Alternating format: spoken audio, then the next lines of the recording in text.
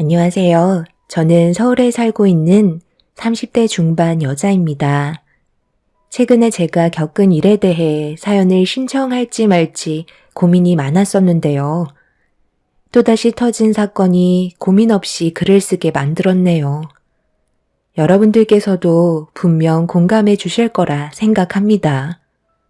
우선적으로 남편과 결혼 생활 2년 이후 문제가 하나둘 늘어나기 시작했는데 돈 때문에 엄청난 파장을 불러일으키게 되었고 결국 이혼까지 이어지고 말았습니다. 어느 날 시부모님께서 저희 집에 찾아오셨는데 필터를 거르지 않고 직설적으로 돈을 요구하셔서 많이 당황스러웠던 적이 있었어요. 그리고 그때부터 서로에 대한 감정에 많은 변화가 찾아오게 되었죠. 내가 그동안 제대로 된 거 하나 물으려고 얼마나 오랜 기간 참아왔는지 아니? 온갖 유혹 다 뿌리치고 노른자 땅에 내 집 하나 마련하려고 정말 많은 세월을 인내한 결과 이번에 원하는 아파트 청약에 당첨이 되었단다. 그런데 생각보다 그곳이 너무 과열 지역이다 보니 평당가가 꽤 비싸더라고. 그런데 너도 알다시피 우리 집안이 그렇게 부유한 것도 아니라서 자금이 생각보다 많이 모자랄 것 같더구나. 그래서 말인데 너희 사돈어른께 도움 좀 받을 수 있을까? 대출을 받기에는 솔직히 이자 부담도 있고 너무 아깝잖아. 무이자로 딱 7억 정도 빌려주시면 좋을 것 같은데 어떻게 생각하니? 갑자기요? 가족끼리 그렇게 큰 돈이 오고 가는 건 좀 문제가 있지 않을까요? 차라리 그냥 대출 받으시는 게 좋을 것 같은데. 돈보다 가족이 우선 아니니? 너희 사돈분들 이참에 소도 좀 팔고 자금 마련되면 내가 한번 찾아뵙겠다고 전해드리거라. 장인어른 돈 많으시잖아. 한우 농장도 엄청 크게 하시는데 그 정도 자금은 만들어주실 수 있잖아. 우리가 한두 번 얼굴 볼 사이도 아니고 앞으로 평생 봐야 하는데 7억 때문에 얼굴 붉히면 되겠어? 당신이 옆에서 힘 좀 써봐. 이럴 때 우리 부모님께 점수도 좀 따면 얼마나 좋아? 쓸데없는 이자 나가는 게 얼마나 아까워. 그렇게 해줄 수 있지? 이건 내가 결정할 문제가 아닌 것 같은데. 부모님께서 항상 나한테 하신 말씀이 가족 간의 돈거래는 절대적으로 금기시해야 된다고 하셨거든. 좋았던 관계까지 깨질 수 있다고 하셨어. 그래서 이 문제는 신중하게 생각해 봐야 할 것 같아. 부모님께서도 그렇게 많은 돈을 가지고 계시지 않을 거야. 그리고 내가 부모님께 7억을 빌려달라는 것도 좀 그렇잖아. 그래서 지금 말도 꺼내지 않겠다는 거야? 시도는 해볼 수 있는 거 아니니? 앞으로 천천히 갚아나가면 되는데 뭐가 그렇게 걱정이니? 좋게 웃으면서 얘기할 때 우리 부탁을 들어주는 게 좋을 거다. 이왕 말 나온 김에 사돈분들께 전화해봐라. 시부모님께서는 기대에 찬 눈빛으로 저를 바라보고 계셨어요. 하지만 저는 부모님께 전화를 걸지 않았습니다. 그런데 남편은 얼굴을 붉히면서 왜 전화를 하지 않냐고 다짜고짜 화를 내기 시작했어요. 당연히 이유를 설명했지만 제 입장을 이해해주지 않았습니다. 몇 천만 원도 아니고 7억을 빌려달라는 건 그냥 아파트 한 채를 사주는 거나 다름없는데 그걸 저희 부모님께서 들어줄 이유는 없었어요. 제가 전화를 하지 않고 버티기 시작하자 결국 화를 내셨습니다. 지금 뭐 하는 짓이니? 우리가 그 돈을 먹겠다는 것도 아니고 이자 없이 갚겠다는 건데 지금 내 말을 무시하는 거야? 되든 안 되든 일단 전화 한 통 하라니까. 좋게 좋게 얘기하면 대충 알아먹어야지. 앞으로 결혼 생활 힘들어지고 싶은 거니? 장인어른, 잘 지내셨어요? 줘야 잘 지내줘. 이번에 저희 부모님 청약 당첨되신 거 알고 계시죠? 아무래도 그곳이 투자 가치가 높은 편이라 분양가도 상당히 높게 측정이 된 상태거든요. 그러다 보니 자금이 많이 부족해서 대출을 알아보니까 생각보다 이자가 너무 많이 나와서 고민을 하고 있는데 장인어른께서 한우 농장을 하시니까 사위를 봐서라도 자금 좀 빌려주셨으면 좋겠는데 혹시 괜찮으세요? 시간은 좀 걸리겠지만 천천히 갚아 나가도록 하겠습니다. 어떤 마음인지는 알겠는데 차라리 대출을 받는 게 서로 부담이 없을 것 같네. 고민도 없이 이런 말을 바로 하는 건 좀 아니지 않나? 가족끼리 돈거래는 절대 해선 안 될 금기 사항이고 그동안 내가 살아오면서 가족들 간의 돈거래 때문에 인연까지 끊고 돌이킬 수 없는 사건들까지 일어나는 걸 정말 많이 봐왔었다. 얼마가 됐든 속 편하게 대출받아서 갚아나가는 게 모두를 위한 길이니까 너무 서운하게 생각하지 말고 주말에 얼굴 좀 보게 내 딸이랑 잠깐 내려오도록 하게. 사돈어른, 잠깐만요. 그러니까 지금 저희가 이렇게까지 부탁을 하는데 빌려주지 않겠다는 거예요? 오죽 급했으면 도움을 받겠어요. 돈이야 있다가도 없는 건데 그걸 가지고 서로 얼굴 붉힐 필요는 없잖아요. 그냥 속 시원하게 빌려주시고 앞으로 더욱더 좋은 가족관계 유지하면 되는 거죠. 그러지 말고 저희 좀 도와주세요. 7억만 부탁드립니다. 죄송하지만 돈 문제는 단호할 수밖에 없네요. 그리고 방금 7억이라고 얘기하셨는데 저희도 그렇게까지 큰돈이 현금화되어 있지 않아요. 계속 돈 얘기하실 거면 이만 끊도록 하겠습니다. 2번 다시 돈 문제로 전화 안 주셨으면 좋겠네요. 아빠는 단호하게 거절하셨어요. 저는 이미 예상했던 결과였지만 남편과 시부모님께선 당연하게 빌려주실 줄 알았는데 반대의 결과가 나와서 많이 당황하셨고 결국 저에게 모든 화살이 돌아오고 말았네요. 순식간에 안 좋아진 분위기는 저를 더욱더 압박해 나가고 있었어요. 시모는 앞으로 시집 생활이 힘들어질 것 같다며 자리에서 일어나 현관문을 나서셨습니다. 시부는 저를 째려보시더니 아무 말 없이 자리에서 일어나셨고 남편을 따로 불러 밖으로 데리고 나갔어요. 한참의 시간 동안 들어오지 않던 남편은 집으로 다시 돌아오자마자 저에게 삿대질을 하면서 온갖 막말을 퍼붓기 시작했죠. 돈이 없으면 내가 말을 안 해. 충분히 얼마의 재산이 있는지 뻔히 알고 있는데 대놓고 우리 가족을 무시해? 부모님께서 이번 일로 장인어른한테 정말 많은 실망을 하셨다고. 가족 모두가 잘 되면 얼마나 좋아? 그게 그렇게 잘못된 거야? 당신 가족만 좋은 거지. 우리 부모님이 혜택 보는 건 하나도 없으시잖아. 내 말이 틀렸어? 몇천만 원도 아니고 어느 누가 가족이라고 7억을 바로 빌려줄 수 있겠어. 솔직히 일반 서민들 중에 7억 가지고 있는 사람들이 몇 명이나 있을 것 같은데? 너무 터무니없는 조건이고 빌려주고 안 빌려주는 건 우리 부모님 마음인데 그걸 왜 강요하시는지 모르겠네. 그렇다고 당신이 우리 부모님한테 엄청 잘하는 것도 아니잖아. 내가 가끔 친정에 갔다 오자고 몇 번이나 부탁하고 얘기해도 듣는 둥 마는 둥 하면서 우리 집안일에 관심이나 가지고 있었어? 아버님 어머님도 솔직히 몸보신하고 싶으실 때 우리 아빠 가게 가셔서는 소고기 왕창 드시고 단 한 번도 직접 결제한 적 없으시잖아. 그런데도 불만 한 번 표하지 않으셨는데 정작 당신이랑 아버님 어머님은 계속 우리 집안에 바라기만 하잖아? 내가 이런 문제로 몇 번이나 부모님께 불만을 털어놓은 적도 한두 번이 아니야. 하지만 아빠는 가족이라는 명분 하나 때문에 음식값도 받지 않으시고 오히려 더 잘해주시려 하는데 그런 노력은 조금도 보려하지 않고 7억을 안 빌려줬다고 지금 이 난리를 피워? 우리 아빠가 죄를 지은 사람도 아닌데 돈을 빌려주지 못한다고 왜 죄송하다는 말을 하셔야 되는 거지?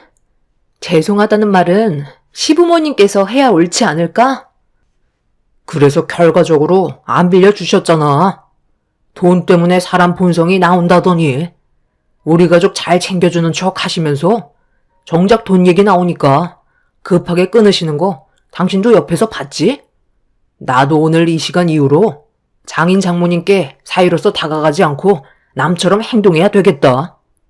이게 바라시는 거라면 당연히 그렇게 해드려야지. 내 말이 틀린 건 아니잖아? 남편은 자신의 집안이 잘못한 건 조금도 없다며 무조건 저희 가족이 도와주지 않았다는 거에 초점을 맞춰서 온갖 막말을 퍼부어대고 있었습니다.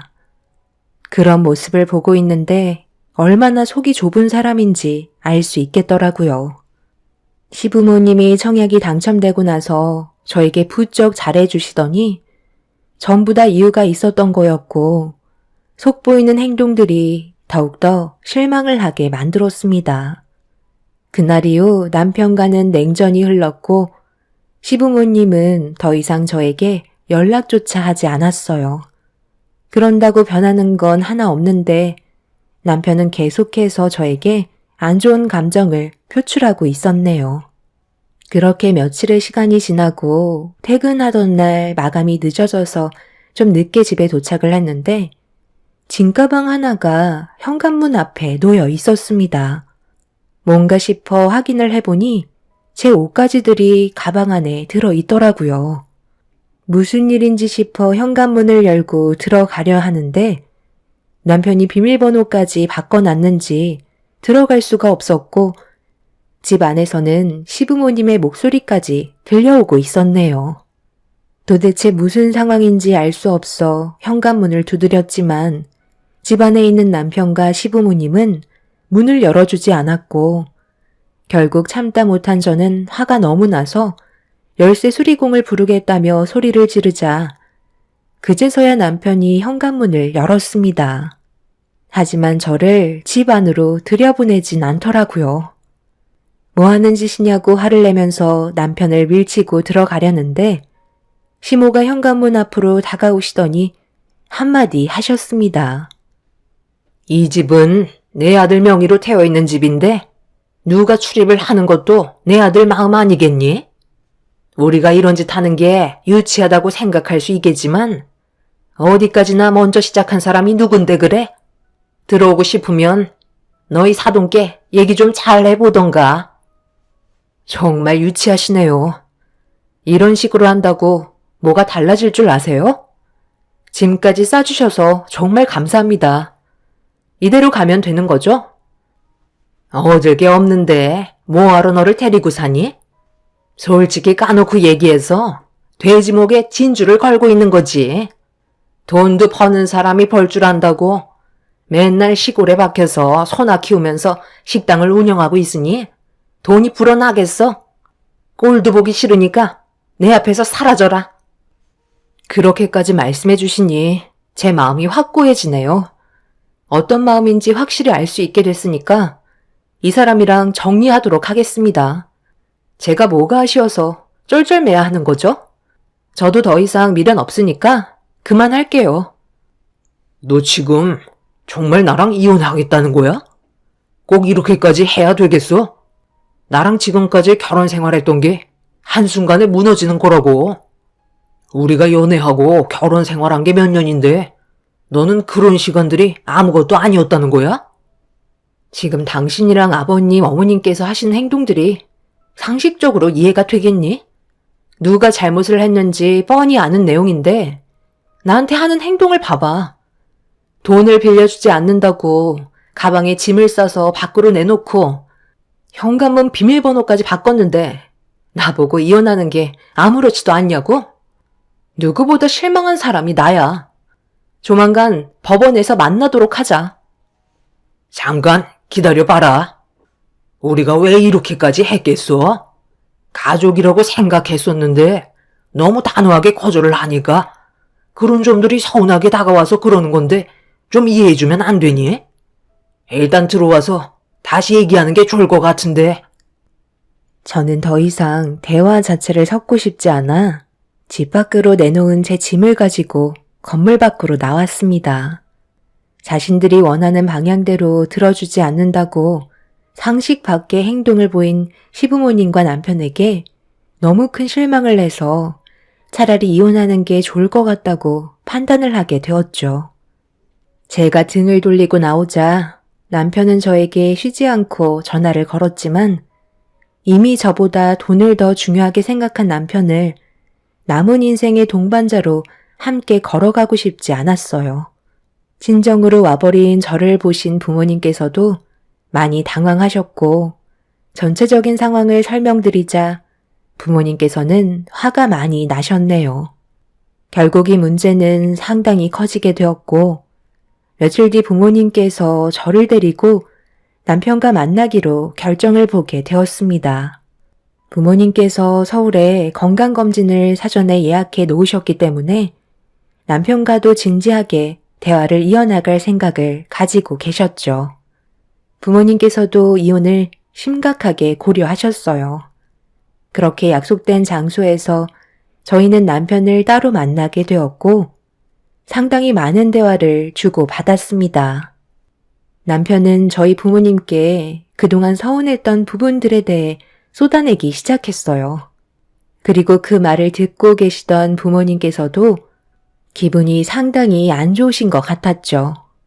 몇 시간 동안 서로의 안 좋았던 감정들에 대해 털어놓았는데 시부모님께서 남편 집으로 들어왔는지 전화가 왔길래 상황을 설명한 뒤에 모두가 남편 집에 다시 모여 대화를 이어나가게 되었네요. 역시나 예상했던 문제가 일어났습니다. 이렇게 얼굴 뵙고 대화를 나누는 게 전화 통화하는 것보다 훨씬 더 낫겠네요. 솔직히 저희가 오죽했으면 그 큰 돈을 빌려달라고 부탁했겠어요?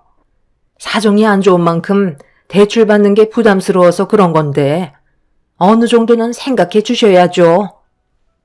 도대체 저희 집안을 어떻게 보셨는지 모르겠지만 저희 집안도 재산이 그렇게 많지 않습니다.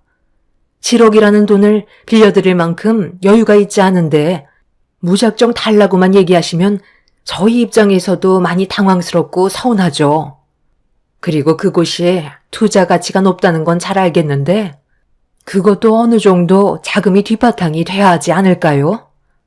돈도 없이 무작정 청약이 1순위에 도달한다고 해서 아무런 계획 없이 넣었다가 당첨이 돼서 지금 상당히 힘든 상황을 겪고 계시잖아요. 미리부터 철저하게 준비를 하셨다면 저희한테까지 손을 벌릴 필요는 없으셨겠죠. 어찌됐든 제 딸이 받은 상처에 대해서는 진지하게 사과를 하시는 게 좋을 것 같네요. 이혼을 하더라도 정리할 건 깔끔히 정리하고 끝내야 되지 않겠습니까? 시부모님의 표정은 상당히 좋지 않았어요. 저희 가족한테 상처되는 말과 행동들에 대해 사과를 하라는 건데 상당히 안이 꽂게 바라보고 있었습니다. 시부는 어차피 이혼을 하는데 왜 사과를 해야 하냐면서 얼굴을 붉히셨네요. 그 모습들을 보는데 시댁 식구들이 너무 한심해 보였습니다. 어떻게든 청약 당첨된 아파트 하나 잡아서 상당히 좋은 수익을 내려낸 욕심이 너무 보였고 집안 사정 고려하지 않고 무작정 달려든 모습들이 가족 간의 불화를 더 크게 만들고 말았네요. 아무것도 해결이 되지 않은 상태로 이혼을 결정하게 되었고 시부모님께서는 저희 가족과 더 이상 대화를 이어나가고 싶지 않다며 먼저 댁으로 돌아가셨습니다. 저도 방에 있는 짐을 챙겨서 나가려고 준비하고 있는데 남편이 방으로 들어오더니 갑자기 제 어깨를 잡으며 돌려 세웠어요. 그리곤 저를 보며 건넨 한마디에 더 이상 미련조차 남아있지 않게 되었죠. 당신 지금 뭐 하는 거야? 여기서 자고 갈 건 아니지? 장인 장모님까지 함께 주무실 생각이면 나는 곤란한데. 아까 엘리베이터 탈 때 봤지? 장인 장모님 몸에서 죽사 냄새가 올라오니까 여기 아파트 입주민이 인상을 찌푸리고 있었잖아. 솔직히 지금 집안에 축사 냄새가 진동을 하고 있다고. 괜히 쓸데없는 소문 퍼져서 집값 떨어질 수도 있으니까. 여기 근처에 숙박업소 싸고 좋은 데 많거든. 저기 골목으로 들어가다 보면 여인숙 있어. 외국인 노동자들이나 노숙자들 숙박하는 곳인데 어차피 다음날 검진 받으러 병원에 가신다며. 그럼 대충 눈만 붙이면 되는 거잖아. 1인당 2만 원 정도 한다니까 당신까지 합쳐서 6만 원이면 되겠네. 이 집을 팔아서 우리 부모님 아파트에 넣을 거거든. 어차피 이 아파트는 내 거니까 알아서 해도 되는 거잖아. 내 말 무슨 뜻인지 알아들었으면 이제 그만 나가줬으면 좋겠어. 당신 짐도 빠른 시일 내에 빼줄 수 있지? 내가 당신처럼 쓰레기 같은 놈이랑 여태껏까지 살았다는 게 너무 끔찍하다. 우리가 언제 당신 집에서 자겠다고 했어? 그런 말 하지도 않았는데 우리 부모님을 여인숙으로 모시라고? 아무리 이혼을 앞두고 남이 될 거라곤 하지만 기본적으로 도리는 해야지. 우리한테 그동안 얻어먹은 것들만 해도 금전적으로 따지고 들면 얼마나 많은데 몸도 안 좋으신 우리 부모님을 2만 원짜리 여인숙에 모시라고? 이혼하는 순간 2번 다시 얼굴 볼 일 없었으면 좋겠다. 남편에게 너무 큰 충격을 받은 저는 더 이상 할 말이 없었어요. 아무리 이혼을 한다 해도 2만 원짜리 여인숙이 있다면서 그곳에서 자라는 게 말이 된다고 생각하시나요? 어차피 남편과 한 공간에서 잠을 청할 생각도 없었지만 부모님 몸에서 축사 냄새가 난다고 집값 떨어질 걱정을 하는 남편의 모습에 너무 정 떨어졌었네요. 결국 저희가 돈을 해주지 않으니 이혼을 결정한 건 자기 부모님 청약 당첨된 아파트 중도금 내려고 집을 처분하려는 걸 확실하게 알 수 있었습니다. 대출은 받고 싶지 않고 돈은 마련해야 되는데 당장 돈이 나올 곳이 없으니 자기 아들 집이라도 빼서 넣고 싶었던 거겠죠. 그만큼 시부모가 당첨된 아파트는 투자 가치가 높게 측정이 되어 있었으니까요. 결국 자신들의 이득을 취하기 위해 멋대로 결정하고 막 나가는 모습들이 치가 떨릴 정도로 싫어지게 만들었습니다.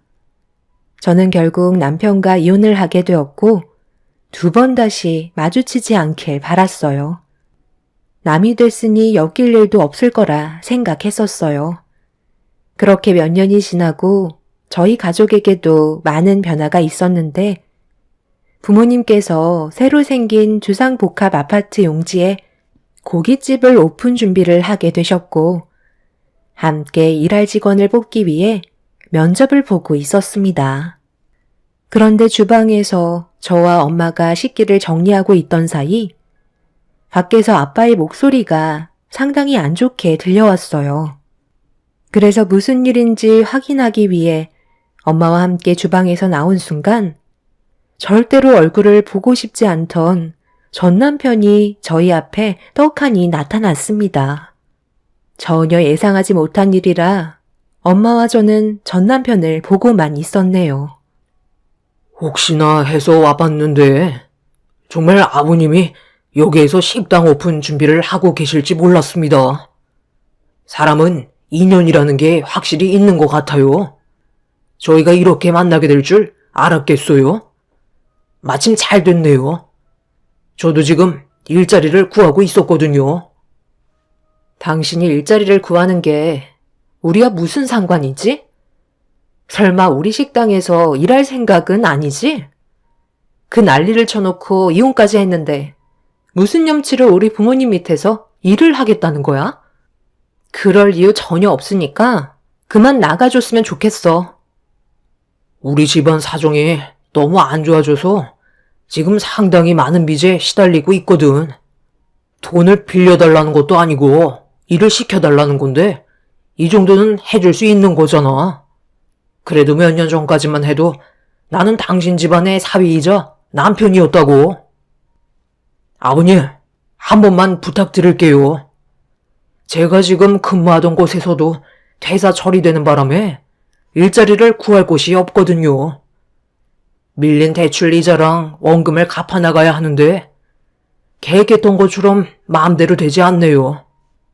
저희 부모님께서 빚 좀 갚아보겠다고 청소일을 하게 되셨는데 계단 물 청소를 하다가 미끄러져서 2분 다 구르셨거든요. 그래서 지금 집에 누워 계신 상태세요. 무리하게 입주는 했는데 앞날이 걱정이네요. 저는 부모님께 집을 처분하자고 말씀드렸지만 앞으로 더 오를 예정이라고 절대 처분할 생각이 없다고 하세요. 그러니 저라도 돈을 갚아나가야 하잖아요. 저희 사정이 많이 안 좋은 만큼 아버님께서 넓은 마음으로 도와주신다면 정말 열심히 일하도록 하겠습니다. 그래도 과거의 사이였는데 월급은 두둑히 챙겨주실 거죠? 내가 자네를 왜 데리고 일을 해야 되는 거지? 지금 한 공간에 있는 것 자체로도 불편한데 뭐하러 그런 걸 감수하면서까지 자네를 데리고 식당을 운영해야 되는지 이유를 찾지 못하겠네. 우리가 자네를 차버린 게 아닌 자네가 우리를 차버렸으니 조금의 미련조차 남아있지 않고 곧 식당을 오픈하는데 직원들의 상태도 상당히 중요하거든. 그런데 자네의 상태는 누가 봐도 정상적이지 않아 보이는데 혹시 자네 하루도 빠짐없이 술을 마시고 있는 거야? 온몸에서 술이 쩐 냄새가 나는구먼. 이런 몸 상태로 뭘 하겠다는 거야? 괜히 영업 방해하지 말고 그만 나가주게. 내 눈에 흙이 들어와도 자네를 받아줄 일은 없을 걸세. 정말 너무하시네요. 저희 집안 사정이 안 좋아서 부탁까지 하는 건데 어떻게 고민도 하지 않으시고 결정하실 수 있는 거죠? 일을 시켜주실 때까지 절대 나가지 않을 거니까 그런 줄 아세요. 영업방해가 뭔지 보여줘요? 그냥 이 자리에 드러눕겠습니다. 남편은 과거에 제가 알고 있던 사람보다 더 쓰레기가 되어버렸어요. 부모님께서는 이미 폐인이 되어버린 남편을 보고 한숨을 내쉬면서 경찰에 영업 방해죄로 신고를 하게 되었습니다. 남편은 결국 난리를 치다가 경찰에게 연행이 되었지만 문제는 다음 날엔 전 시부모와 함께 저희 식당을 찾아왔네요. 시모는 휠체어에 타고 있었고 시부는 허리에 복대를 한 채 목발에 의지해선 힘겹게 식당 문을 열고 들어왔습니다. 정신없이 오픈 준비를 하고 있는데 그 사람들 때문에 저희가 계속해서 피해를 보게 되자 아빠는 화가 머리끝까지 올라와 버리셨어요. 돈 날 곳이라고 생각한 그 사람들은 빈대처럼 붙어서는 절대 떨어질 생각을 하지 않았습니다. 결국 식당에서 한바탕 난리가 나게 되었고 경찰의 도움으로 겨우 상황을 마무리 지었지만 그 사람들은 조만간 또다시 찾아오겠다며 저희를 괴롭히려 하고 있네요.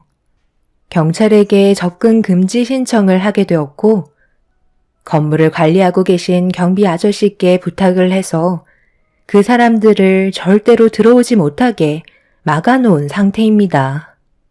자기 기준에 맞지 않는 집에 들어가 유지조차 하지 못하면서 끝까지 잡고 늘어지고 있는 모습을 보고 있는데 너무 무식한 것 같네요.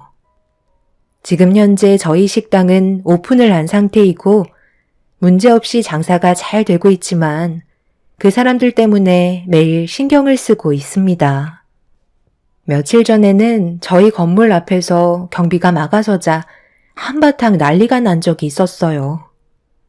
괜히 저희 때문에 경비분들이 고생을 하시는 것 같아 식당에 초대해서 음식을 대접해 드렸었네요. 앞으로 계속 이런 식으로 살아야 되는 건지 걱정이에요.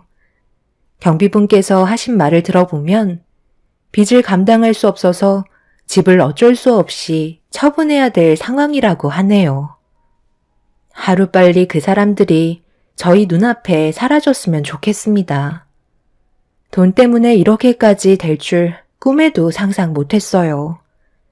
제 사연 들어주신 분들께서도 돈 때문에 가족과의 관계에 금이 간 적이 있으신가요? 사람의 관계는 한 치 앞도 모르는 것 같아요. 저희 가족이 앞으로 어떻게 하면 좋을지 현명한 답변 부탁드립니다. 감사합니다. 안녕하세요. 저는 수원에 살고 있는 36살 여자입니다. 정말 이건 사람이 할 짓이 아니라고 생각해 남편과 이혼을 결정하게 되었습니다. 이렇게까지 상황이 흘러갈지 저도 알지 못했었지만 아마 남편도 이렇게까지 문제가 커지게 될 거라곤 전혀 상상하지 못했었겠죠. 어느 날 남편이 불만 한 가지를 얘기했는데 저는 뭘 잘못 먹은 줄 알았어요. 평소 때와 다른 모습의 남편이 낯설게 다가와서 당황하고 있었죠. 항상 퇴근을 제가 1시간 먼저 하기 때문에 집에 들어오자마자 급하게 저녁을 차리면 시간 맞춰서 식사를 준비할 수가 있었어요. 그런데 남편이 그날따라 맥주 한잔 하고 싶다며 일반 치킨이 아닌 도로에서 파는 훈제 바비큐 치킨 있잖아요. 그걸 먹고 싶다고 하는 거예요.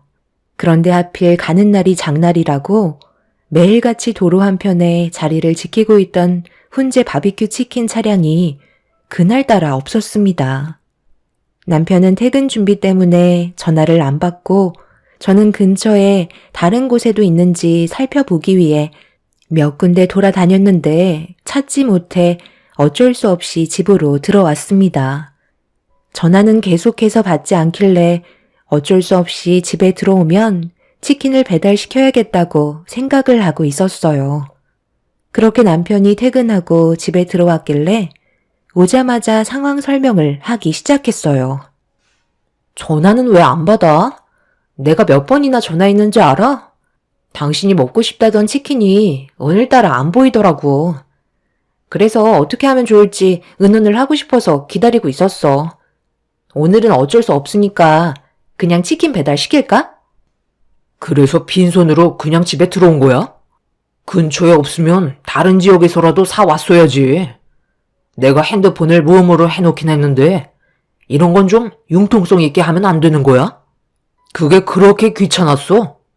다른 지역에도 얼마나 많은데 나 퇴근 시간대까지 아무것도 하지 않고 집에만 박혀 있었던 거야? 내가 먹고 싶다고 하면 무슨 수를 써서라도 구해와야 할 거 아니야. 우리 결혼한 지 이제 2년차 신혼인데 벌써부터 이러면 나중엔 안 봐도 눈에 훤하겠다. 무슨 말을 그렇게 해. 나도 퇴근하자마자 당신이 먹고 싶다고 그래서 아무것도 못하고 동네에 있을 만한 곳은 전부 다 뒤졌는데 그리고 다른 지역에 어디 있는 줄 알고 내가 그걸 사와? 오늘 무슨 일 있었어? 억지를 부려도 정도껏 해야지. 이건 좀 심한 거 아니야? 나도 아무것도 하지 못하고 당신이 부탁해서 계속 움직였다고. 다른 날 보이면 그때 사면 되잖아. 됐어. 오늘은 그냥 친구들이랑 나가서 술 한잔하고 들어올 테니까 당신은 집에서 라면이나 끓여 먹던지 밥을 해서 먹던지 알아서 해. 늦게 들어올 거니까 쓸데없이 전화하지 말고. 이럴 때 보면 하는 행동들이 너무 답답하다니까. 너무 어이가 없었습니다. 저는 그래도 남편을 위해 퇴근하자마자 여기저기 찾아다녔는데 그런 고생은 알아주지도 않고 오히려 저에게 화를 내면서 불만을 늘어놓기 시작했어요. 그래도 하루를 보내는 시간 중에 저녁 시간에 잠깐 보는 얼굴 좋게 하고 싶었는데 갑자기 친구들과 술 한잔하러 나가겠다는 말에 너무 서운하게 다가왔었죠. 저 혼자 라면을 끓여 먹던 알아서 밥을 해 먹으라는 남편의 태도가 정말 마음에 안 들었습니다. 제 생각과 의견은 조금도 물어보려 하지 않고 혼자서 결정해버리고 나가버린 남편에게 많은 실망을 하게 되었네요. 이때부터 남편의 행동들은 저를 점점 더 스트레스 받게 만들었어요.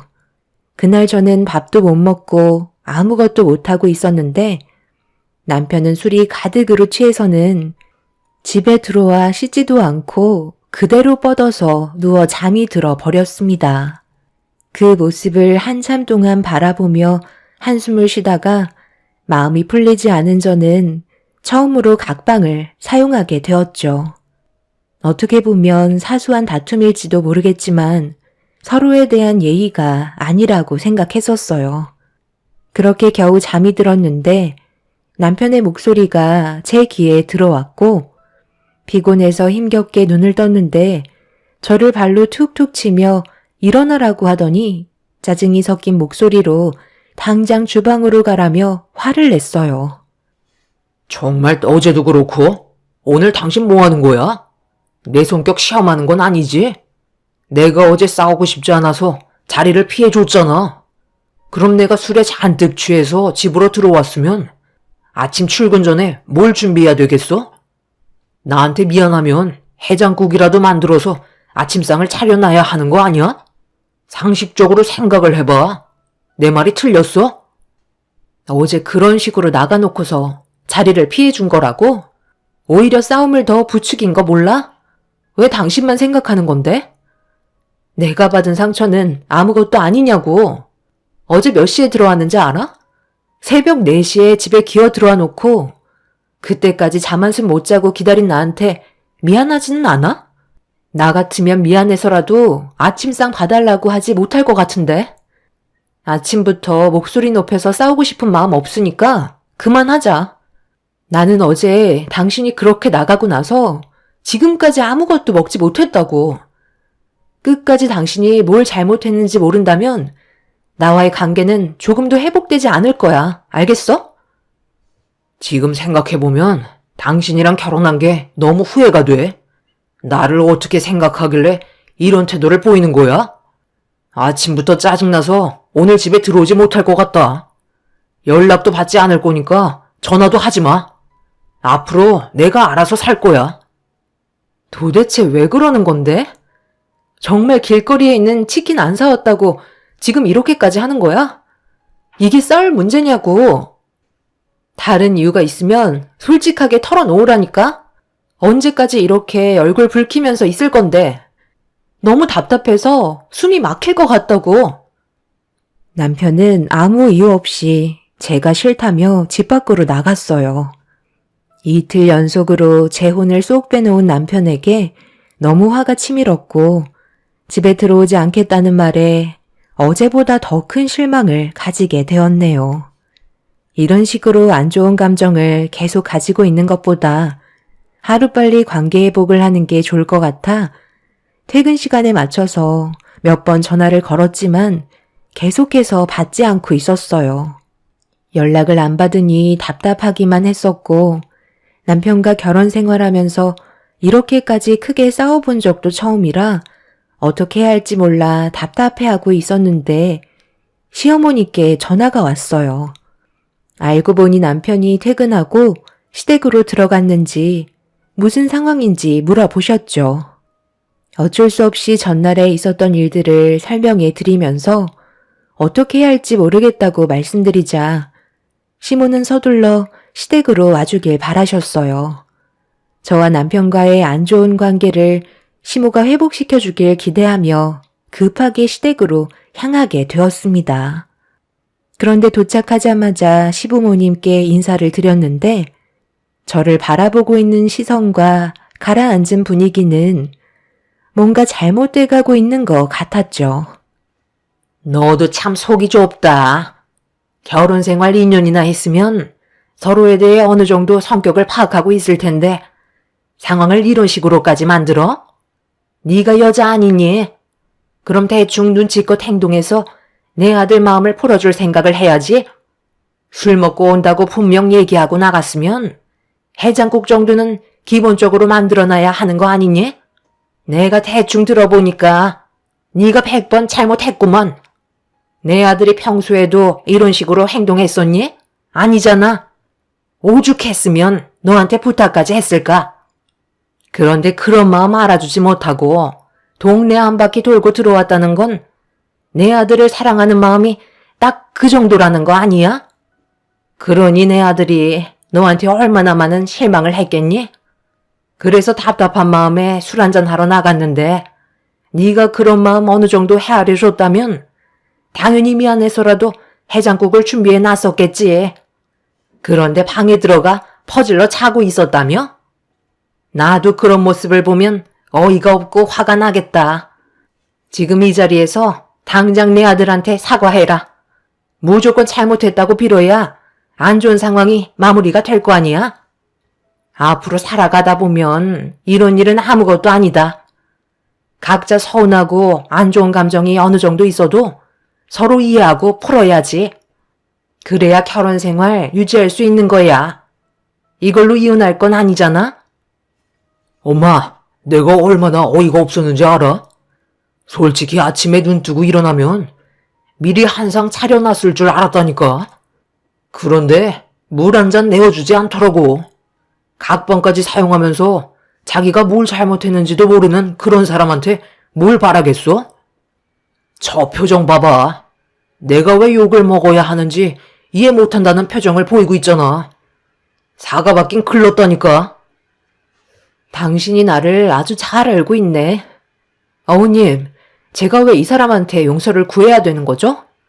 제가 뭘 그렇게 잘못을 했다는 건데요. 저도 똑같이 힘들게 일하고 퇴근하고 들어온 건데 자기가 원하는 거 해주지 않았다고 왜 욕을 먹어야 하는 거죠? 그렇게 먹고 싶었으면 퇴근하고 자기가 사서 들어오면 되는 거잖아요. 여자인 제가 지리도 잘 모르는데 어디가 어딘 줄 알고 길거리에서 파는 치킨을 사가지고 오겠어요? 어머님 아들이라고 해도 감쌀 걸 감싸야죠. 이건 누가 봐도 저 사람이 잘못한 문제인데 제가 먼저 손을 벌리라는 건 이해할 수가 없네요. 더 이상 할 말 없을 것 같으니까 먼저 일어나 보도록 하겠습니다. 한번 봐주기 시작하면 자기가 뭘 잘못했는지도 모르고 더 난리칠 게 뻔할 것 같아서요. 차라리 얼굴 안 보고 지내는 게 오히려 싸움을 줄일 수 있는 방법이기도 하겠다. 당신이 어머님 댁에서 지낸다고 했으니까 원하는 대로 한번 해봐. 나도 더 이상은 참지 못할 것 같아. 치킨 한 마리 때문에 나를 이렇게까지 만든 당신에게 정말 너무 실망했어. 저는 시부모님께 인사를 드린 뒤 집 밖으로 나왔어요. 남편도 문제였지만 자기 아들만 감싸고 도는 시모도 상당히 큰 문제로 보였습니다. 남편은 저를 따라오지도 않았고 전화 한 통조차 없었네요. 집으로 돌아오는 동안에도 제가 정말 잘못한 부분이 있는지에 대해 많은 걸 양보하고 깊이 생각을 해봐도 잘못한 건 전혀 없어 보였어요. 그런데 제가 왜 시부모님 앞에서 남편에게 용서를 구해야 하는지 이해할 수가 없었습니다. 이미 저도 화가 머리끝까지 올라와 버린 상태라 남편이 먼저 고개를 숙이고 들어오기 전까지 봐줄 생각은 눈꼽만큼도 없었네요. 결국 하루 이틀이 지나 일주일 그리고 한 달이 넘어가는 시간 동안 남편은 전화조차 없었고 집에 들어오지도 않았습니다. 그래서 이 문제에 대한 고민을 부모님께 진지하게 털어놨어요. 이런 상황을 뒤늦게 알게 되신 부모님은 당연히 어이없어 하셨죠. 사위의 행동에 대해 상당히 문제가 크다는 걸 인지하셨고 제가 머리 숙여 들어오길 기다리고 있는 거라며 절대 먼저 손을 내밀지 말라고 버릇을 단단히 고쳐놔야 한다며 봐주는 건 오히려 2번, 3번도 똑같은 행동을 반복해서 만들게 되는 계기가 된다고 하셨네요. 제가 이상한 게 아니란 걸 더 확실하게 알게 된 건 친구들에게도 이런 문제들을 털어놨는데 저보다 일찍 결혼한 친구들은 그런 행동을 보일 시 국물도 없다며 제가 겪고 있는 상황에 대해 오히려 친구들이 더 흥분하며 분노하고 있었습니다. 남편의 잘못된 행동을 뿌리 뽑고자 마음 단단히 먹고 있는데 어느 날 퇴근하고 집에 들어왔을 때 남편이 거실 소파에 앉아 있더라고요. 저는 자신의 잘못을 깨닫고 사과하러 온 줄 알았어요. 그런데 제가 생각했던 거와 다른 전개로 흘러가게 되면서 엄청난 일들을 겪고 말았습니다. 남편이 손에 들고 있던 걸 저에게 흔들고 있었어요. 여기에 찍혀있는 내용 뭐야? 당신 언제 내 카드에 손을 댄 거야? 여기에 왜 진료비 2만 원이 찍혀있는 건데? 지금 그게 궁금해서 한 달이 넘어서야 집에 들어온 거야? 저번 달에 내가 지갑 어디에 뒀는지 몰라. 일단 당신 카드로 우리 엄마 진료비 결제해 드린 거잖아. 그게 뭐 잘못되기라도 한 거야? 내가 뭘 또 잘못했길래 얼굴을 붉히고 있는 건데? 월 180이나 벌면서 내 카드로 결제했다고? 나는 전혀 기억이 나지 않는데 지갑을 잃어버렸다고 내 카드로 굳이 결제를 했어야 돼? 장모님은 돈이 없으셔? 그거 얼마나 된다고 사이 카드로 긁어야 속이 후련하시대? 당신 정말 웃긴다.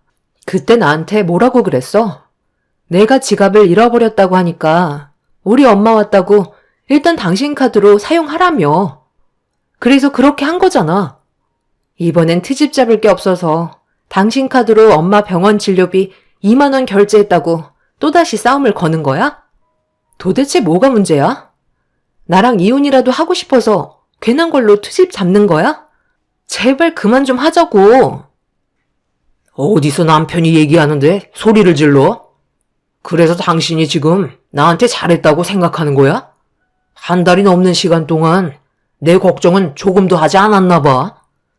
아주 잘 먹고 잘 살고 있었는지 냉장고에 음식도 한가득이던데 자기 돈은 엄청 아끼고 사용하지 않으려 하면서 나 없으니까 혼자 먹고 싶은 건 죄다 사놨더라.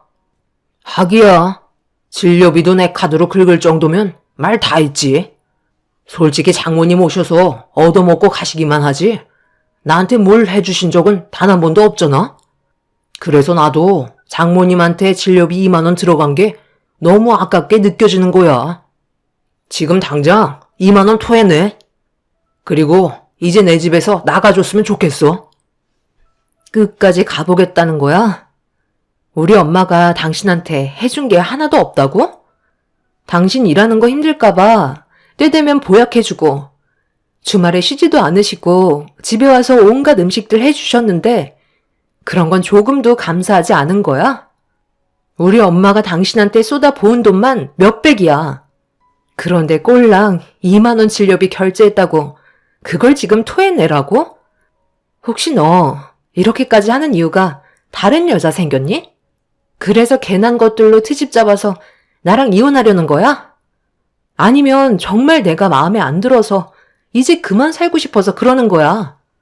매번 그랬다면 내가 이해라도 하지. 갑자기 어느 순간부터 사람이 확 바뀌어 상식에서 벗어난 행동들을 하고 있잖아. 도대체 뭘 원하길래 이러는 건데? 정말 갈 때까지 가고 싶은 거니? 나는 너랑 같이 살지 못할 것 같다. 그냥 이혼하는 걸로 하자. 나는 당신 같은 속 좁은 여자랑 함께하고 싶지 않아. 뭐든 나를 위해서 희생하는 그런 여자를 원할 뿐이야. 엄마 말을 들었어야 했는데 괜히 당신이랑 살겠다고 고집부려서는 내 삶이 정말 꼬여버렸어. 엄마는 일하는 여자보다 집안 살림만 잘하는 여자를 원하셨거든. 일하는 여자들은 돈 좀 번다고 자기 남편 잡아먹으려 든다고 배운 거 없이 가사만 열심히 하는 그런 여자들이 거분거분하고 남편을 하늘보기같이 한다는데 지금 생각해보니까 그 말이 100번 옳은 것 같더라.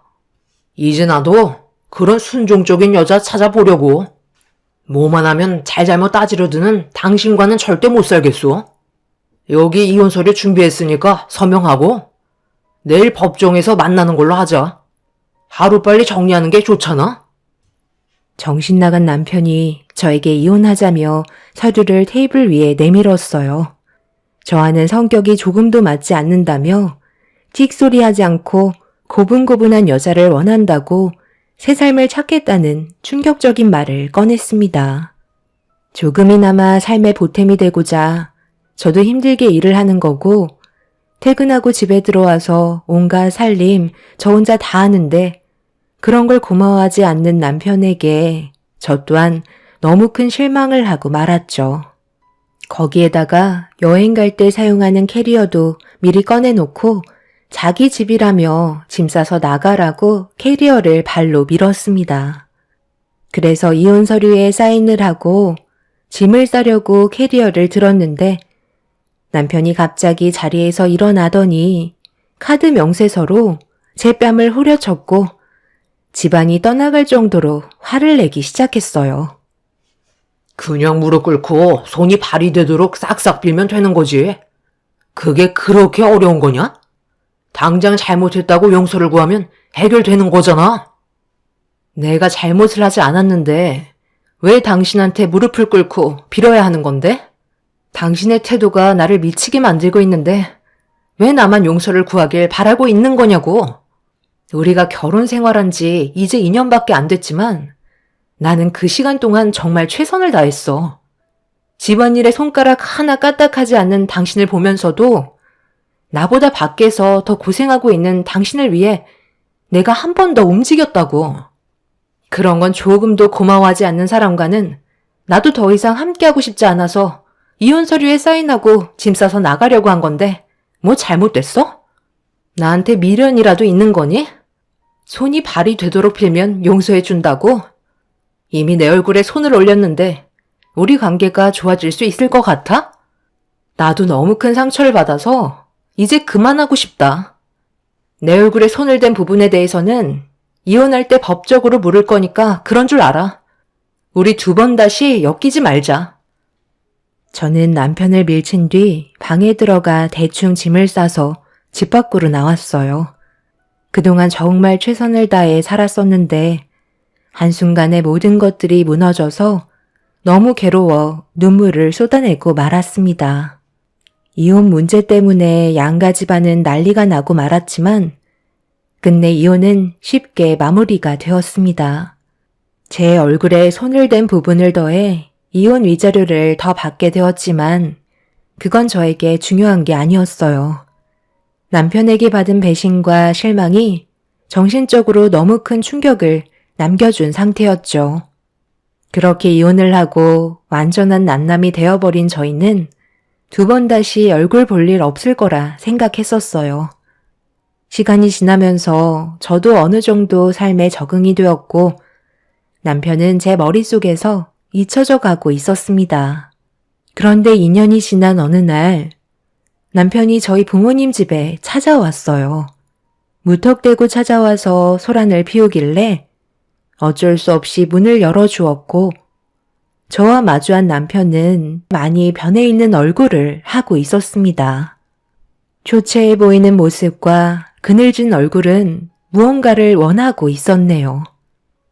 우리는 이제 볼 일이 끝난 걸로 알고 있는데 왜 온 거야?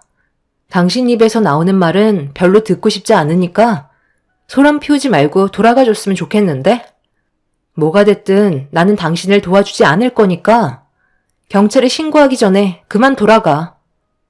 내가 오죽했으면 여기까지 찾아왔겠어? 정말 도움받을 곳이 없어서 어쩔 수 없이 오게 된 거야. 그러니 한 번만 도와줘. 우리가 그동안 함께했던 옛 추억들이 있잖아. 그걸 봐서라도 한 번쯤은 도와줄 수 있다고 생각하는데. 미안하지만 한 500만 원 빌려줄 수 없을까? 내가 어떻게든 최대한 빨리 갚을 테니까 사람 한 번 구해준다 생각하고 딱 한 번만 도와줘. 부탁이야. 500만 원? 내가 왜 그 큰 돈을 빌려줘야 하는 거지? 당신 부모님도 계신데 왜 나한테 와서 구걸을 하는지 모르겠네. 상황을 설명하기에는 당신이 떠나서 너무 많은 일들이 일어나서 지금 이 자리에서 전부 다 설명하기에는 어려움이 있어. 이유가 어찌됐든 자네는 내 딸과 이혼을 했고 이제 남남이 되었는데 이렇게 찾아오는 건 분명 잘못된 거니 그만 돌아가 주게. 남편은 갑자기 저희 앞에 무릎을 꿇었어요. 그리곤 오열을 하면서 자신이 겪고 있는 현재의 상황에 대해 설명하기 시작했죠. 남편은 저와 이혼을 하고 같은 회사에 다니는 여자 외국인 노동자와 눈이 맞은 듯 했어요. 한국말도 곧잘했고 대화가 어느 정도 통하니 둘이서 꽤 많은 시간을 가지게 되었는데 그토록 자신이 원하는 고분고분한 여자라 너무 마음에 들었는지 서둘러 결혼까지 하게 되었죠. 시부모님은 전 남편을 말렸지만 워낙 자기 남편을 떠받드는 모습에 홀딱 취해버려서 무턱대고 결혼을 강행했습니다. 그렇게 별일 없이 살아가고 있는데 시부모님은 외국인 며느리를 마음에 들어하지 않았었죠. 그래서 항상 온갖 안 좋은 말들과 정신적 스트레스를 많이 준 것 같았어요.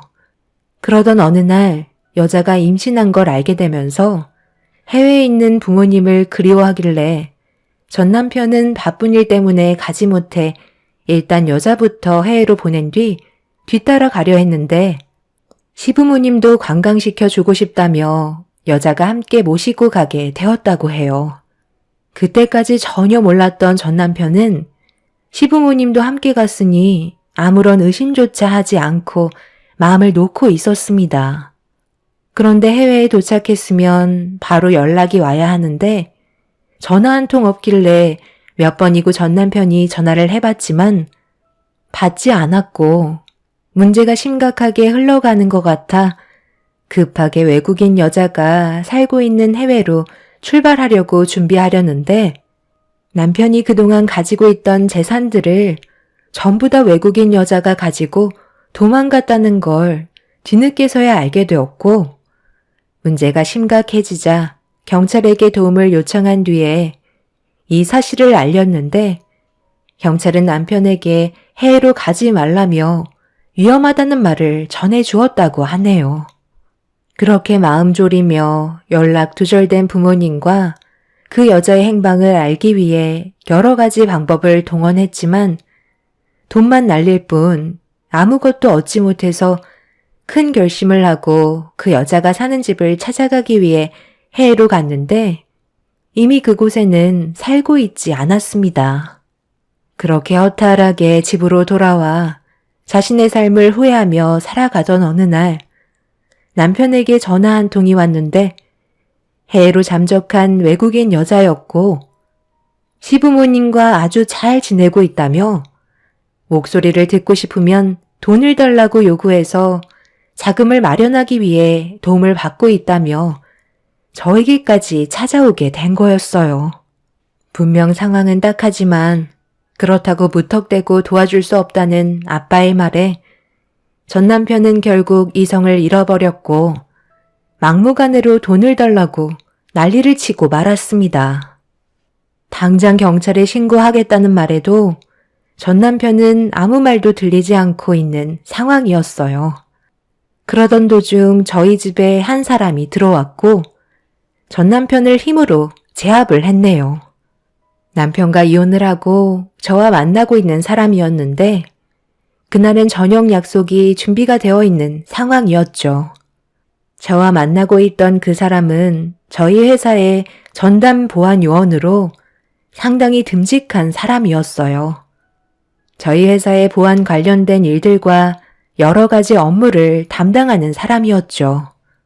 그런데 이런 일이 생기게 되자 많이 놀란 듯 저에게 어떻게 된 일인지 물어보길래 전 남편에게 들었던 내용에 대해 전부 다 설명을 했고 그 사람은 전 남편을 밖으로 내쫓으며 자신의 주머니를 이리저리 뒤지더니 무언가를 놓고 왔는지 저에게 줬던 명함을 요구했어요. 그래서 저는 그 사람에게 받았던 명함을 다시 전달했고 전 남편은 명함을 전달받은 뒤 즉각 눈이 뒤집히고 말았습니다. 그 사람은 전 남편을 보며 침착하게 설명했어요. 그쪽에 어떤 사정이 있던 저에게 그건 중요하지 않습니다. 전 남편이라고 해서 집안에서 난리를 치는 모습은 제가 용납할 수 없을 것 같네요. 앞으로 저는 신영 씨 집안의 전담 보안 요원이고 무슨 일이 있으면 그 명함에 있는 전화번호로 도움을 요청하면 될 것 같습니다.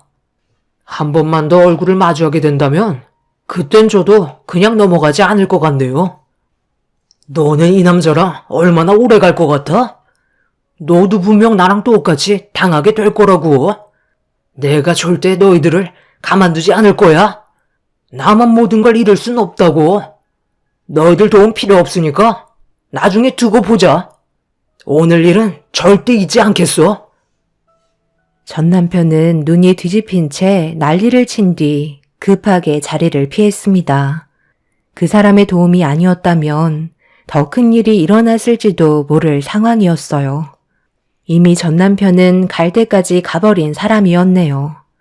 그날 이후 저와 만남을 가지고 있던 그 사람은 매일같이 퇴근하면 저희 집에 찾아와 저녁 늦게까지 함께 있어주고 돌아갑니다.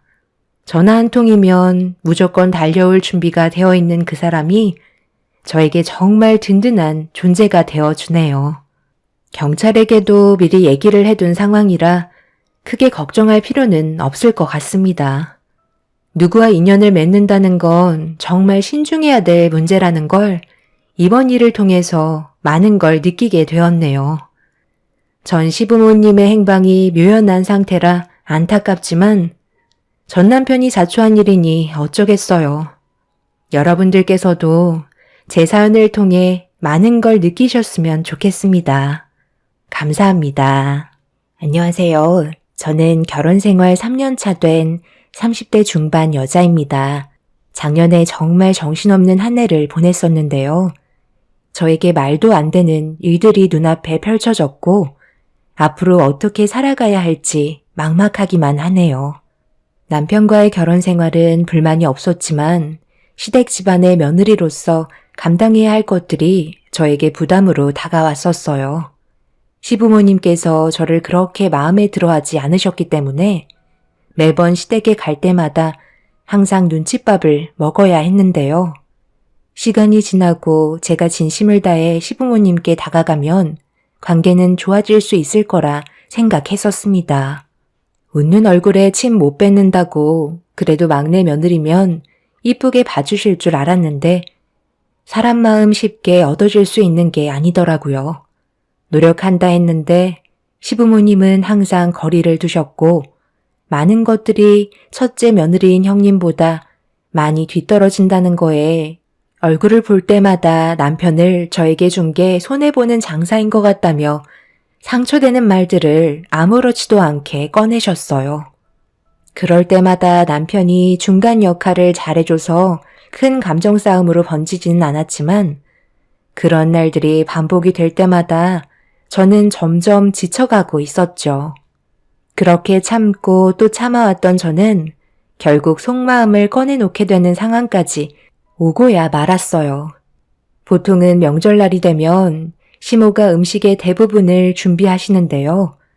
그 이유는 다른 건 몰라도 음식 하나는 자부심이 있으셔서 시모가 직접 만들길 원하시고 저는 대부분 재료를 손질하거나 잔심부름을 하는 편이었어요. 그런데 작년 추석 명절은 상황이 많이 안 좋아서 제가 직접 할 수밖에 없었죠. 시모의 건강 상태에 빨간불이 켜지면서 누워 계셨고 지시에 따라 움직이면서 정신없이 음식을 준비할 수밖에 없는 상황이었습니다.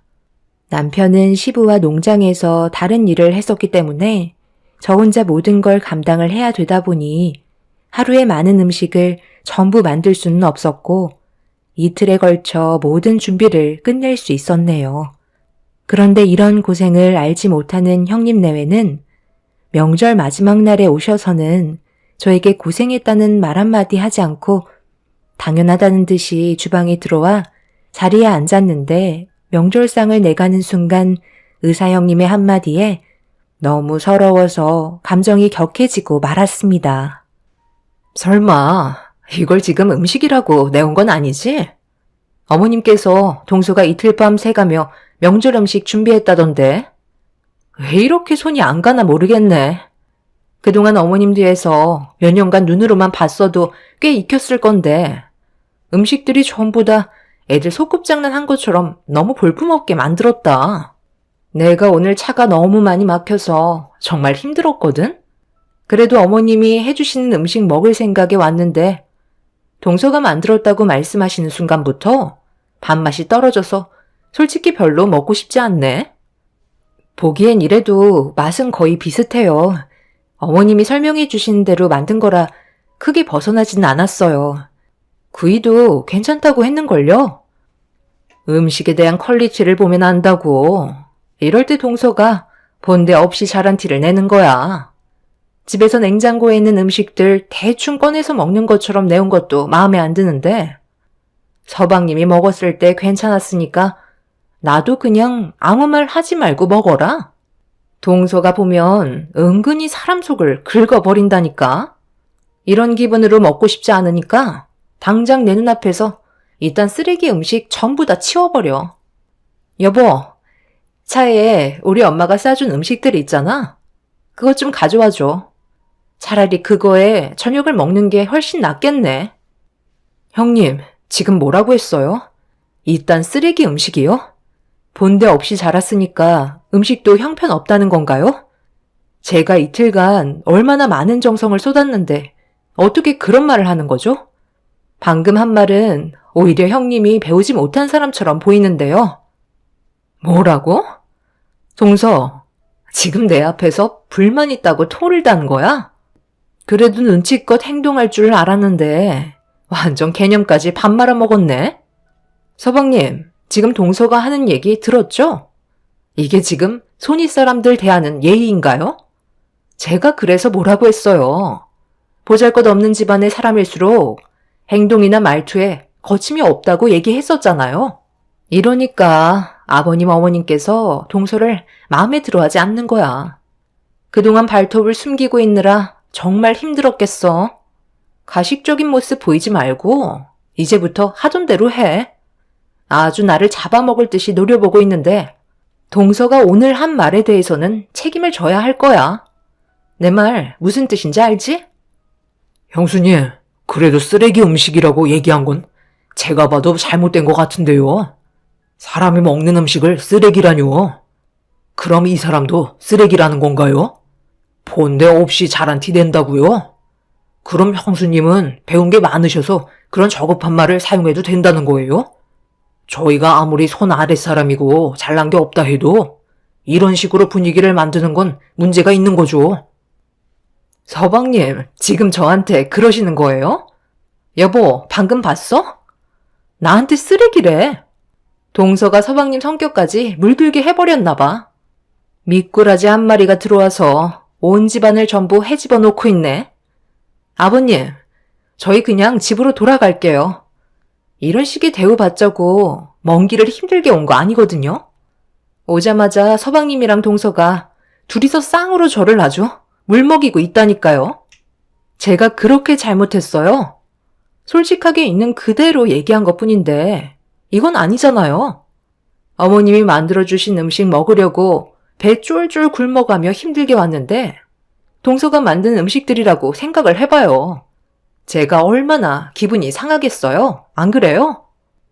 그래, 이건 너희들이 잘못했다.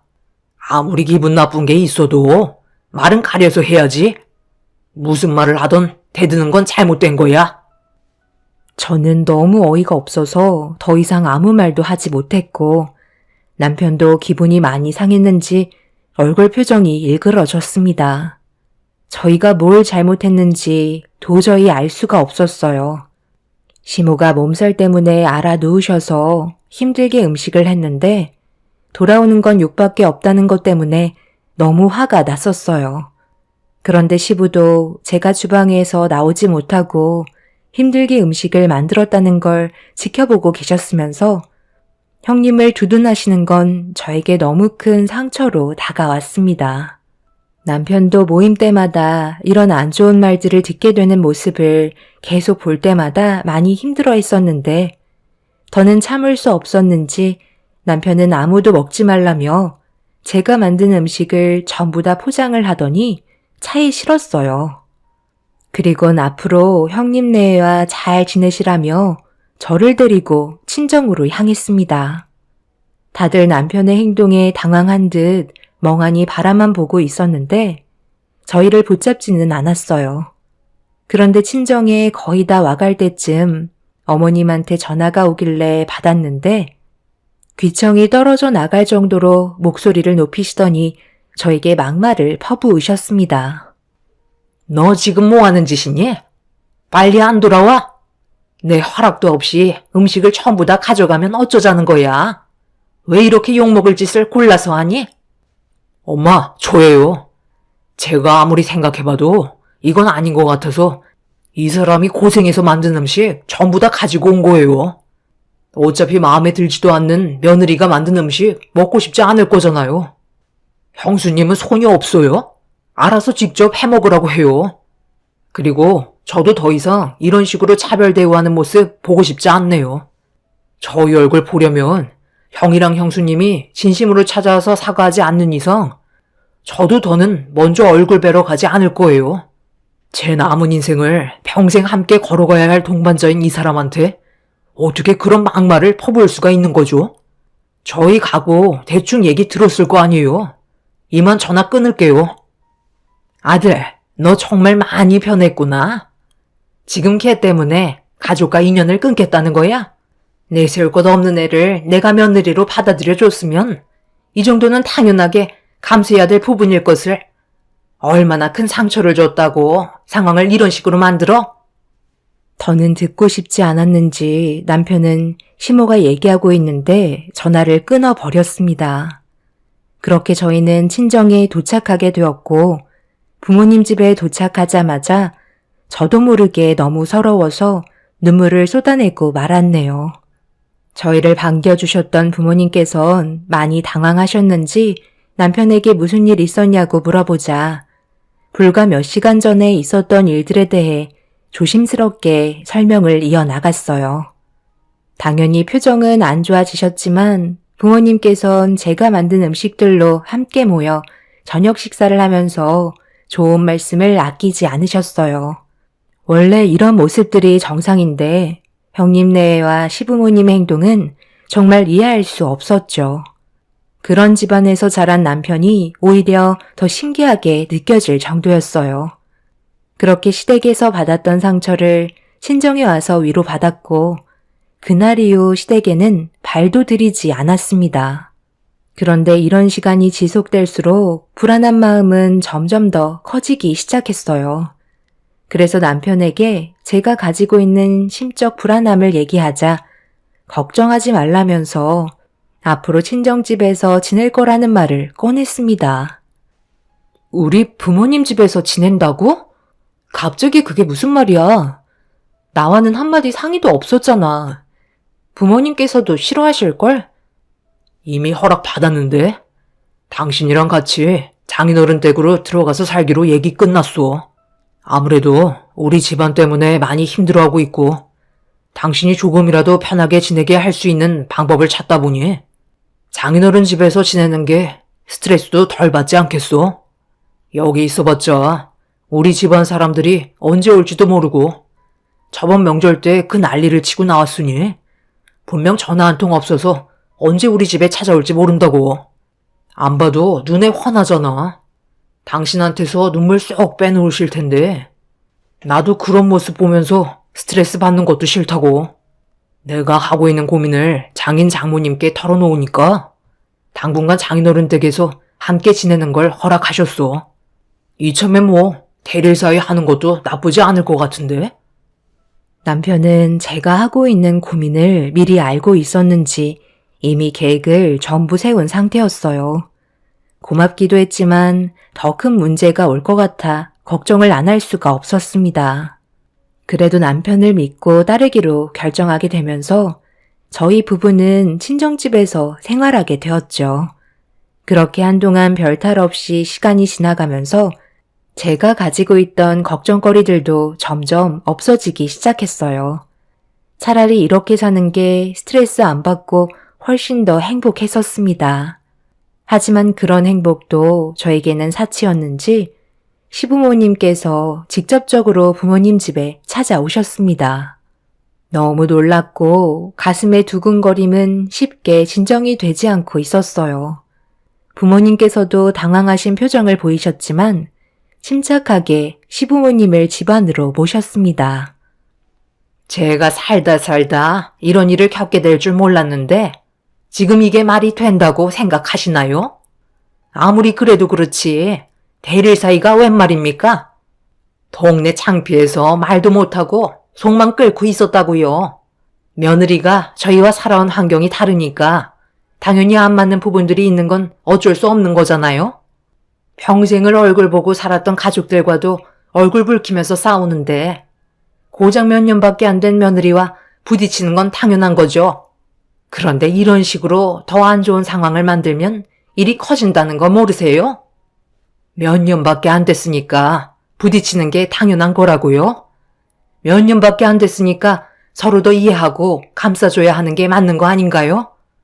안 부딪히고 좋게 해결 볼 수 있는 문제들을 왜 이렇게까지 안 좋은 상황을 만드셨는지 오히려 제가 이해할 수 없는 것 같아요. 대릴 사이요? 왜 한서방이 저희 집에 들어와서 살겠다고 결정했는지 아세요? 사돈분들께서 얼마나 제 딸을 못 살게 괴롭히셨으면 이런 결정을 내렸겠나요? 한서방이 지금 이렇게 사는 게 훨씬 행복하다고 평생을 대릴 사이로 살겠다는데 저희 마음은 어떻겠어요? 사돈분들이 제 딸을 조금이라도 불쌍히 여겨주시고 딸처럼 대해주셨다면 이렇게까지 왔겠습니까? 애들이 받은 상처와 스트레스가 점점 더 단절시키는 일이라고 생각은 안 해보셨어요? 그러니까 지금 이 지경까지 된 게 전부 다 저희 탓이라는 거예요? 제가 며느리로 받아들인 것도 감사하게 생각해야죠. 솔직히 친딸도 아니고 입양하셨으면서 배 아파 낳은 자식처럼 행동하시는 게 더 웃긴 거 아세요? 내 아들은 어디를 내놔도 빠질 거 하나 없는데 지금 며느리를 봐봐요. 좋은 대학을 나온 것도 아니고 그렇다고 좋은 직장을 다니는 것도 아니고 월급도 손톱만큼 받는 회사에 다니면서 친부모 밑에서 자란 것도 아닌 보육원 생활을 하다가 입양이 된 건데 저희가 며느리로 살갑게 대해줄 수 있는 게 오히려 이상한 거죠. 그렇다고 사돈댁 집안이 떵떵거릴 정도로 잘난 것도 아니니 며느리에 대한 사랑은 물 건너간 거 아닌가요? 지금 당장 제자리로 돌려놓으시고 앞으로 이런 일은 없었으면 좋겠네요. 제 말 이해하셨죠?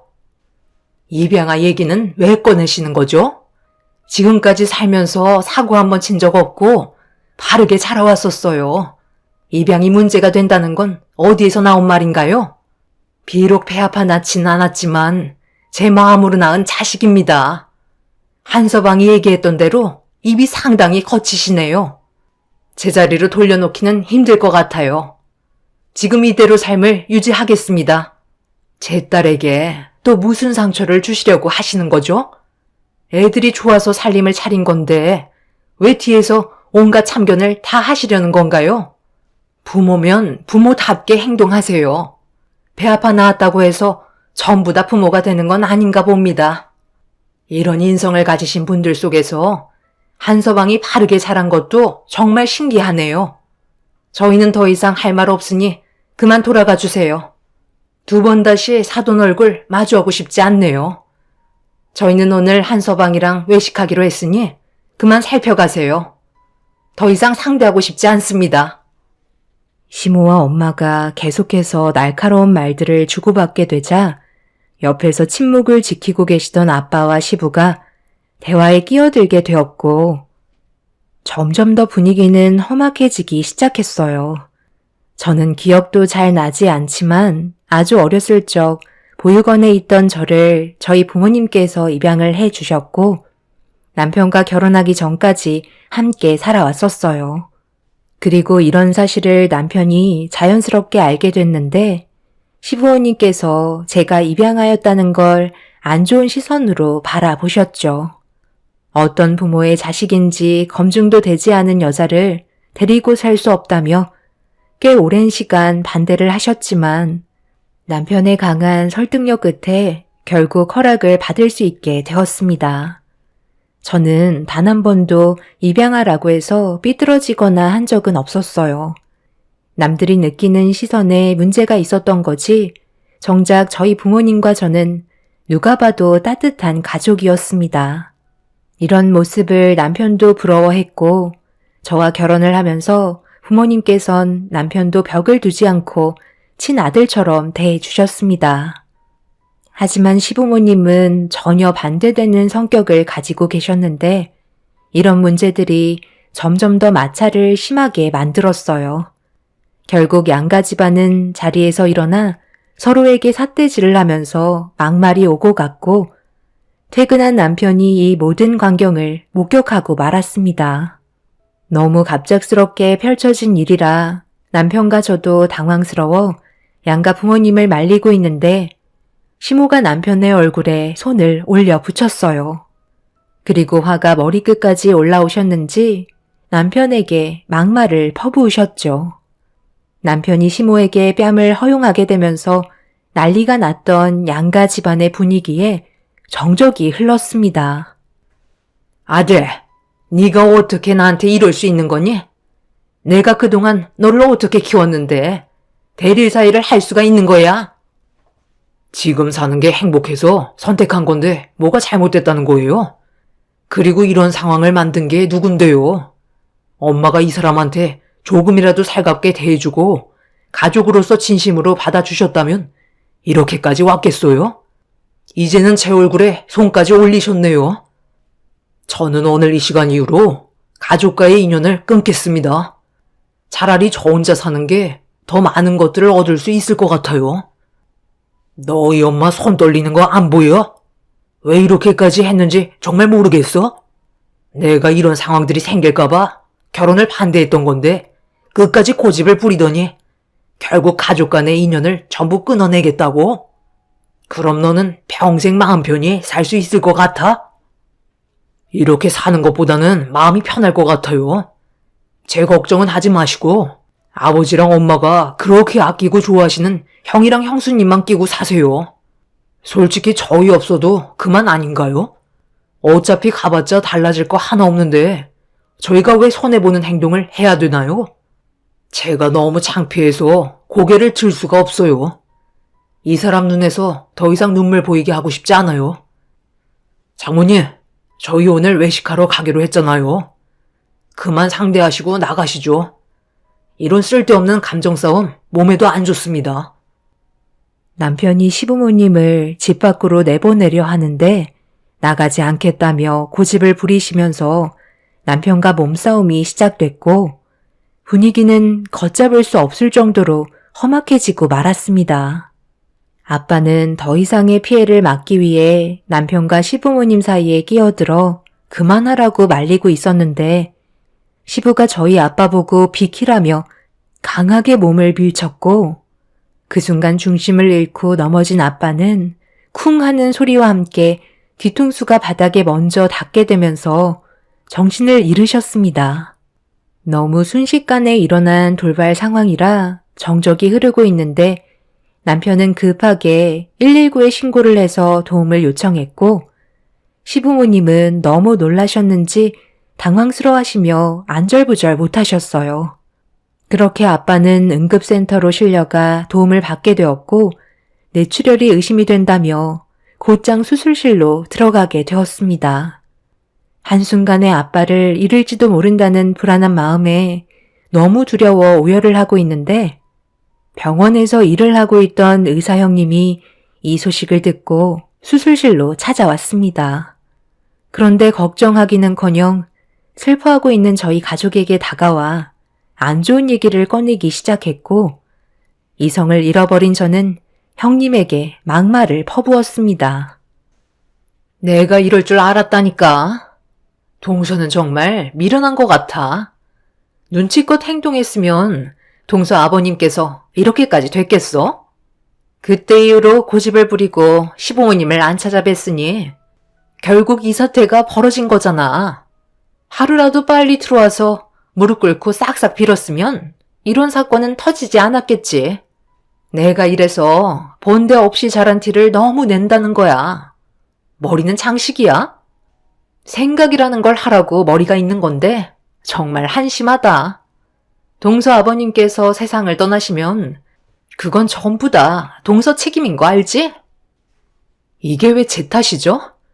처음부터 제가 마음에 들지 않는다고 온갖 차별은 다 하셨잖아요. 그리고 형님도 똑같이 행동하지 않았나요? 저를 무시하고 사람 취급도 하지 않았는데 제가 왜 시댁에 붙어 있어야 하는 거죠? 그리고 저희 아빠를 저렇게 만든 시부모님은 정작 갑자기 자취를 감추셨다고요. 그냥 넘어갈 수 있는 단순한 문제가 아닌데 여기에는 형님의 잘못도 포함된 거 아시죠? 명절 때 힘들게 음식했는데 쓰레기라며 온갖 막말을 퍼부었잖아요. 그렇게까지 하지 않았어도 이런 일은 없었겠죠. 만약 저희 아빠가 깨어나지 못하시면 형님뿐만 아니라 시댁 식구들 전부 다 가만두지 않을 거예요. 형님과 저는 수술실 앞에서 온갖 상처되는 막말을 퍼부었고 감정이 점점 격해지자 형님은 저를 밀치기 시작했어요.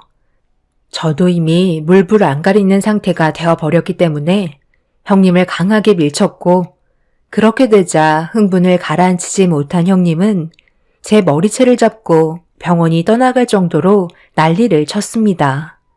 그렇게 한바탕 몸싸움이 일어나면서 엄마와 남편이 겨우 뜯어 말렸는데 저를 끝까지 잡으려던 형님이 난리를 치다가 제 목에 있던 회사 출입증을 끊어놓게 되었고, 바닥으로 떨어진 출입증 카드를 바라본 형님은 구두발로 사정없이 짓밟았는데, 출입증 카드가 깨지는 순간 저는 결국 그 자리에 주저앉아 눈물을 쏟아내고 말았습니다. 형님은 깨진 회사 출입증 카드를 보며 속이 후련하다는 듯 제 카드를 주워 들었는데, 그걸 본 형님이 갑자기 정색을 하더니 새하얗게 질린 얼굴로 저를 바라보고 있었습니다. 그리고 떨리는 손으로 출입증 카드에 끼어져 있던 사진 한 장을 다시 확인하면서 저에게 입술을 떨며 질문을 하기 시작했어요. 갑자기 사진의 출처를 물어보길래 제가 왜 그런 걸 알려줘야 하냐고 물어보자 병원이 떠나갈 정도로 큰 소리로 다시 한번 대묻길래 보육원에서 입양되기 전에 받았던 사진이라고 얘기하자 갑자기 형님이 그 자리에 털썩 주저앉았습니다. 그리곤 자기 얼굴을 손바닥으로 가리더니 상당히 괴로워하고 있었어요. 그런데 형님이 지갑을 꺼내 들더니 사진 한 장을 꺼냈고 그걸 저에게 보여주었습니다. 천천히 다가가서 사진을 확인한 순간 입을 다물지 못했네요. 지금 동서가 가지고 있는 사진이 본인께 맞는다면 동서는 내 친동생이야. 내가 그동안 아무한테도 말하지 않은 게 하나 있는데 나는 어렸을 적에 해외로 입양이 보내졌었어. 너보다 내가 먼저 입양이 되었었지. 그때 원장님께서 나중에 서로 만나게 될지도 모른다고 사진을 미리 찍어 두셨는데 입양을 떠날 때 간직하고 있으라며 한 장을 주시더라고. 나는 해외로 떠났기 때문에 다시 만날 수 있는 확률은 없을 줄 알았어. 그런데 어떻게 네가 이 사진을 가지고 있는 거야? 보육원에서 저와 언니가 찍은 똑같은 사진을 가지고 있는 걸 보고 엄청난 충격을 받고 말았어요. 말도 안 되는 사실에 어떤 말을 해야 할지도 몰랐고 방금 전까지 머리채 잡고 서로에게 온갖 상처되는 말을 퍼부었는데 피를 나눈 언니였다는 게 믿어지지 않았습니다. 저는 잘 기억이 나지 않지만 보육원에서 생활할 때 제 위로 3살인 언니가 해외 입양이 돼서 저와 작별하게 되었다는 사실만 알고 있었어요. 세월이 지난 만큼 잊고 살았었는데 저에게 남겨진 사진 한 장은 혹시 모를 일을 대비해 언제나 품에 가지고 다녔습니다. 당연히 찾고 싶은 마음도 있었는데 여러 가지 상황들이 저에게 시간을 내어주지 않았었죠. 그렇게 살아오면서 출입증에 사진이 꼽혀 있는 것도 잊어버린 채 살아왔었는데 이런 말도 안 되는 일들이 눈앞에 펼쳐져서 어떻게 해야 할지 모르겠더라고요. 저는 당장의 감정 상태 때문에 몇십 년 만에 만난 친언니를 앞에 두고도 가까이 가지 못했습니다. 언니도 쉽게 저에게 가까이 다가오지 못하고 있었어요. 살아온 환경도 달랐을 뿐더러 저는 형님이라고 생각했던 사람이 입양아일 거라고도 전혀 상상하지 못했었죠. 그런데 그 사이 시부모님께서 양심의 죄책감을 느끼셨는지 수술실로 달려오셨고 저희 가족 앞에 무릎을 꿇으며 손이 발이 되도록 오열을 하시며 용서를 구하셨어요.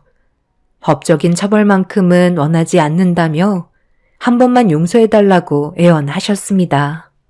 남편은 저와 형님의 사이에 대해 시부모님께 설명을 했고 그 말을 전해 듣게 된 시부모님은 사색이 든 얼굴로 경악을 하셨네요.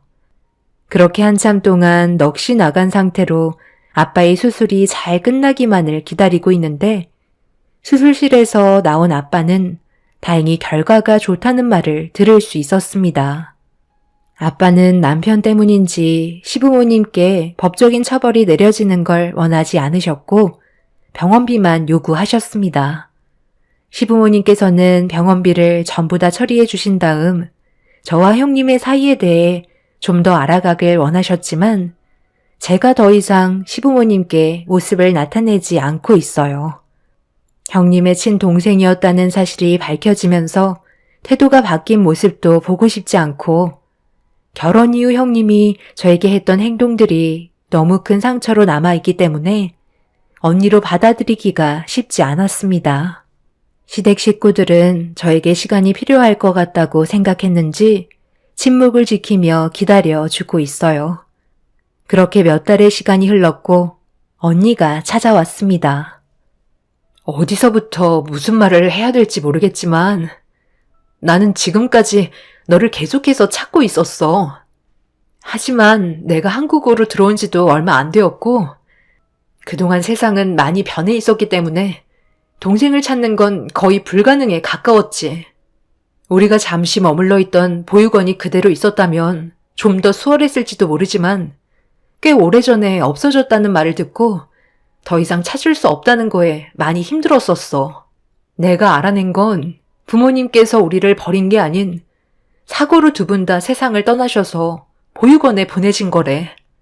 그러니 친부모에 대한 원망은 하지 않았으면 좋겠어. 내가 너한테 그동안 했던 행동들에 대해서는 정말 미안해. 앞으로 내가 변화된 모습을 보여줄 테니까 우리의 관계를 끊어내지 말자. 이렇게 부탁할게. 그래봤자 언니의 본성은 내가 동서였을 때 보여주었던 모습 아니야? 나한테만 잘한다고 해서 그 성격이 바뀌는 거 아니잖아. 3년간 내가 얼마나 힘들었는지 알아? 가족의 구성원이 되기 위해 정말 많이 노력했는데 돌아오는 건 무시와 천대뿐이었어. 언니는 다른 사람한테도 똑같이 행동하며 살아왔었겠지? 좋은 집안에 입양이 돼서 좋은 직업에 언니가 부유한 상태라 자기보다 못한 사람을 더 함부로 대하는 거 아닐까? 나한테 잘하겠다고 해봤자 이미 내가 받은 상처는 너무 큰데? 우리의 관계가 앞으로 어떻게 될지 모르겠지만 아직까지 내 마음이 열리기에는 시간이 더 필요할 것 같아. 이런 관계에서 결국 새해가 바뀌어 버렸네요. 친언니는 지속적으로 저에게 문자를 남기면서 관계 회복을 원하고 있습니다. 시부모님께서도 두 번 다시 이런 일은 없을 거라며 앞으로 친딸처럼 대해주겠다고 다시 돌아오길 원하고 계시네요. 아빠가 무사히 수술받고 회복 중이시지만 저희 가족과 남편이 받은 상처가 너무나도 커서 지금 현재 너무 혼란스러운 상태입니다. 이런 상황 속에 앞으로 제가 어떤 결정을 내리면 좋을까요? 의사라고 온갖 차별을 주었던 형님이 보육원에 버려졌던 제 친언니라는 게 너무 끔찍해요. 제가 상상했던 그런 사람이 아니어서 더 큰 실망을 하고 있는 것 같습니다. 여러분들께서 저에게 조언 좀 해주셨으면 좋겠어요. 가족들이야 제가 마음 가는 대로 하라고 하지만 여러분들은 다른 생각을 가지고 계실지 몰라 이렇게 사연을 신청하게 되었습니다. 앞으로 살아갈 날이 많은데 앞이 캄캄하기만 하네요. 제 사연 들어주신 분들 오늘 하루 행복하시고 새해에는 하시는 일들 모두 잘 되시길 바랄게요. 감사합니다.